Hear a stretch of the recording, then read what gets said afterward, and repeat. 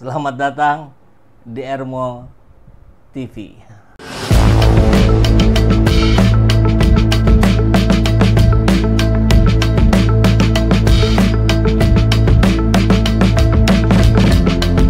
Bersama saya, Saiful Zaman, kebaikan yang terorganisir akan selalu mengalahkan kejahatan.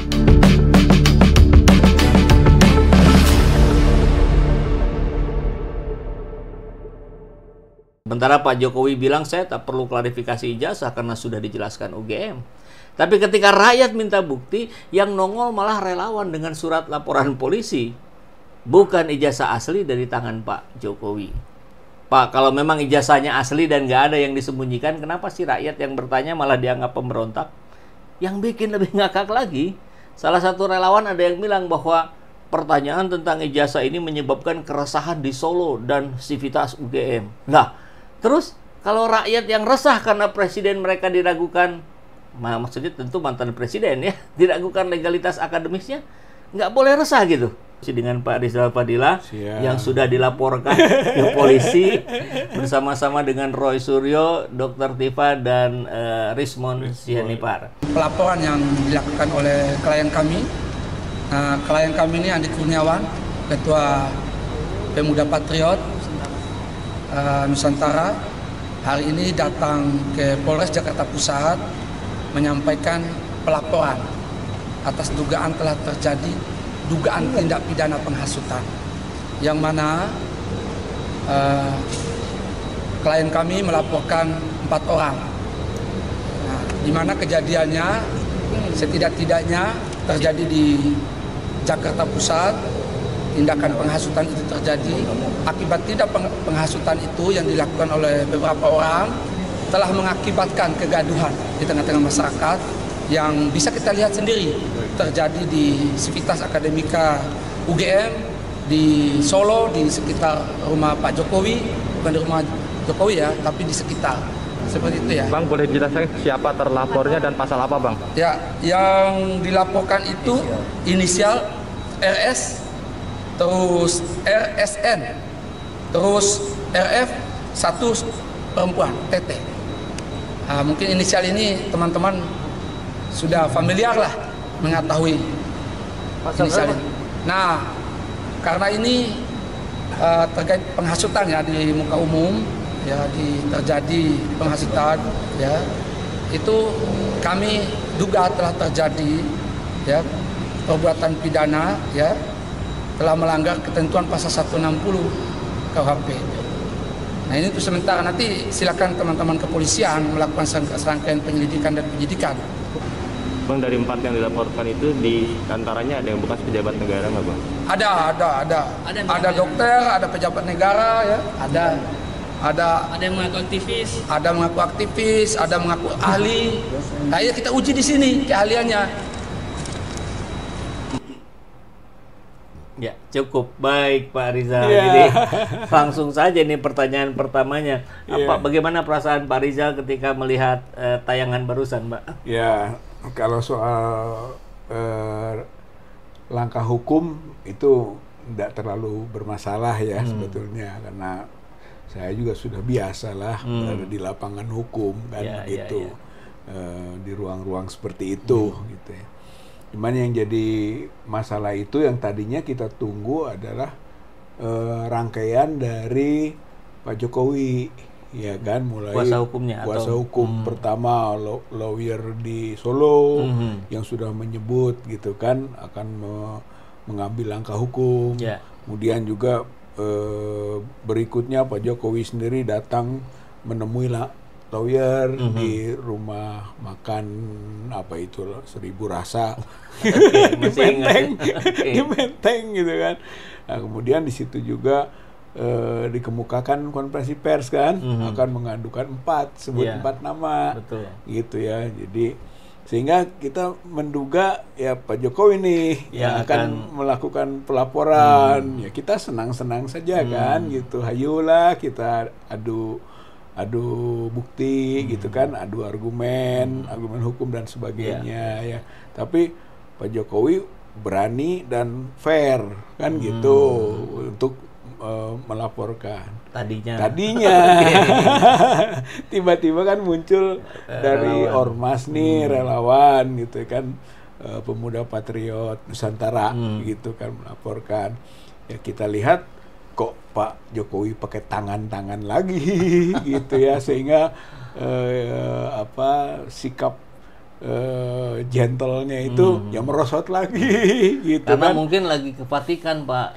kan belum berangkat belum sebenarnya berangkat, ya kan belum berangkat kalau saya lihat mah, karena Vatikan itu hari Sabtu pemakamannya gitu ya, atau kalau berangkat dipercepat dalam rangka kan menghindari, tapi apapun namanya ini sesuatu yang mendadak lah kita lihat gitu ya, tapi apapun itu toh sudah sesuai dengan awalan sinyal 4 akan dilaporkan kan gitu ya, kita tentu saja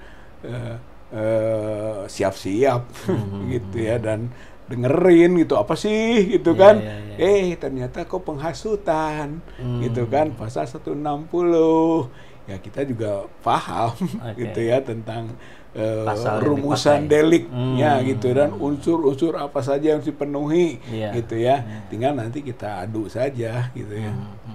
Itu dari sisi itu gitu ya. Tapi jangan lupa bahwa TPUA juga sedang mengadukan juga kan ke Bareskrim. Itu malah jauh-jauh hari. Malah itu lebih awal gitu kan, 9 Desember 2024 gitu. Kalau misalnya ini jalan sementara yang kita tidak jalan, itu dipertanyakan asas keadilan hukum gitu, penegakan hukum yang bagaimana gitu kok. Kalau yang satu jalan, yang satu tidak, gitu kan, itu persoalan serius di negeri ini. Sebetulnya yang sedang kita luruskan ini adalah soal asas penegakan hukum yang adil. Itu sebetulnya gitu. Apa Pak Rizal nggak khawatir ini mengulang kejadian Gus Nur dan Bambang Tri yang sedang melaporkan, kemudian kena duluan malah? Ya itu serba mungkin lah gitu ya. Makanya ini juga tantangan bagi pemerintahan yang baru. Gitu kan. Itu kan cerita tentang pemerintahan lama. Betul. Gitu kan, gaya politik, pola pengelolaan politik Jokowi gitu. Nah, begitu sampai terjadi kasus Gus Nur dan Bambang Tri. Kalau itu masih diulangi gitu kan, berarti tidak ada perubahan dalam pola penegakan hukum gitu. Tapi kalau misalnya betul gitu kan, konsisten dengan prinsip tadi equality before the law misalnya ya, persamaan orang di depan hukum, tidak ada pejabat-pejabat, mantan pejabat segala macam, tidak ada perbedaan. Saya kira ini kesempatan. Kalau menurut saya mah ini kesempatan. Kalau memang tidak dipenuhi unsur-unsur deliknya, ya harus dikembalikan, ditolak, tidak bisa diteruskan. Satu, gitu kan. Yang kedua, kalau memang ini jalan juga yang lain dong. Gitu, betul. Itu sebetulnya begitu. Kan equality before the law. Equality before the law. Lagi pula kan substansinya soal ijazah palsu, yang diduga palsu kan ini ijazah. Sementara penghasutan juga konteksnya ijazah.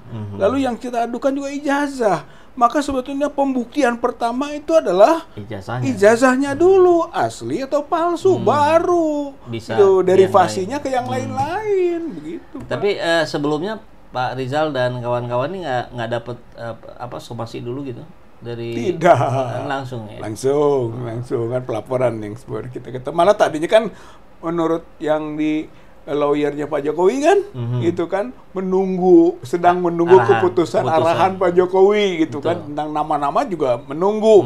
Tiba-tiba ini mah tidak menunggu kan, langsung saja. Cuman kalau menurut Pak Rizal sebagai praktisi hukum, bagaimana ini kategori penghasutan terhadap yang dituduhkan ini pasal 160?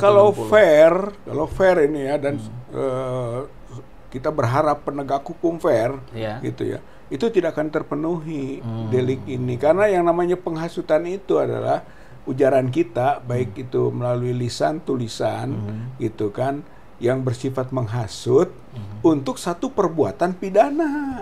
Menghasut untuk perbuatan pidana. Maksudnya misalnya hey, bakar yuk gitu kan, hey, rusak yuk gitu kan, perusakan, pembakaran, hey, curi itu pidana, itu baru menghasut gitu. Jadi yang disebut menghasut itu kalau sesuatu yang diarahkannya, yang digerakkannya perbuatan pidana. Sementara kita ini nggak ada.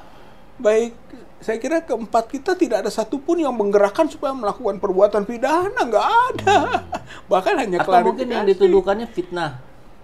Tapi yang kan fitnah ini ijazah yang penghasutan. belum. Kalau beda lagi. fitnah, ya tadi itu uji dulu. Kalau misalnya ini asli, kita sebut palsu, fitnah atau bohong. Tapi sudah terbukti aslinya.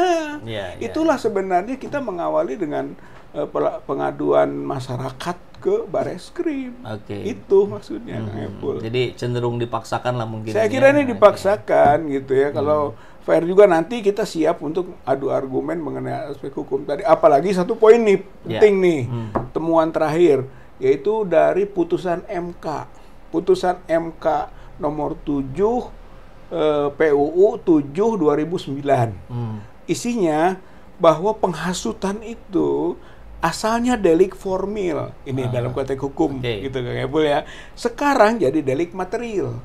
Bedanya apa? Bedanya, kalau formil kita menghasut, hey maling yuk, gitu kan. Itu cukup sudah dengan mengatakan begitu saja sudah menghasut. Kalau material, hey maling yuk, belum maling, nggak bisa. Jadi harus maling dulu, gitu. Hey rusak yuk, belum kena, belum sebut penghasutan. Baru penghasutan kalau sudah dia juga itu kan merusak, gitu. Itu namanya delik material. Nah sekarang ini gitu kan penghasutan itu delik material, gitu. Nah sementara kita lihat semua ini nggak ada, termasuk yang di Jogja maupun di yang Solo tidak ada itu, gitu kan, perbuatan pidana yang dikerjakan, apalagi disebabkan oleh ujaran, gitu.